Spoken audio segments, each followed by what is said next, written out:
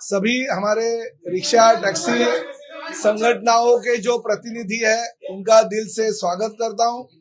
हमने जो राज्य शासन के माध्यम से निर्णय लिया कि रिक्शा चलाने वाले, टैक्सी चलाने वाले जो भी लोग हैं, जो भी ड्राइवर है, उनको मराठी आना चाहिए और उस माध्यम से हम कोशिश कर रहे थे। कुछ हमने ड्राइव लिया और ड्राइव में मालूम भी पड़ा कि कितने लोगों को मराठी आता है, कितने लोगों को नहीं आता है।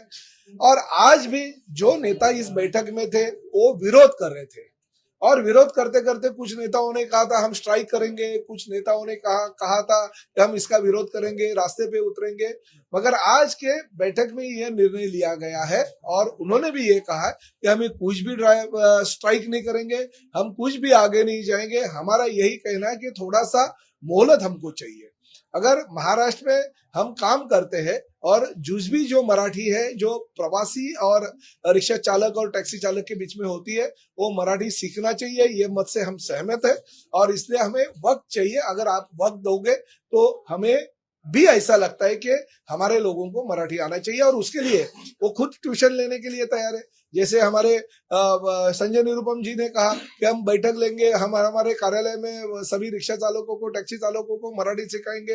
हाजी अराबा शेख ने कहा है कि हम वहाँ पे अच्छी तरह से हम हॉल लेंगे, हॉल में मराठी सिखाएंगे। हमारे विक्रम प्रताप सिंह ने कहा कि हम भी सभी रिक्शा चालकों को मराठी सिखाने की कोशिश करेंगे। हमारे शशांक राव ने कहा कि हमारी यूनियन की जो कार्यालय है वो कार्यालय में हम हमारे टैक्सी और रिक्शा चालकों को बिठा के उनसे मराठी पढ़वा लेंगे, रिक्शा सिखाएंगे उनको मराठी।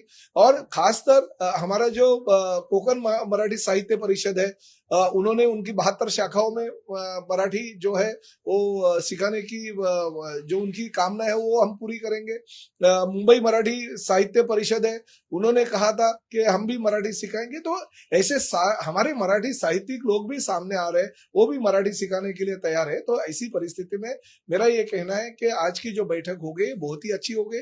सिर्फ हमें ये निर्णय लेना है क्योंकि मराठी सीखने के लिए अगर लोग तैयार है तो राज्य शासन की यही भूमिका है कि किसी भी हालत में हम उनको मराठी सिखाने के लिए प्रवृत्त करेंगे। वो मराठी सीखने को तैयार है।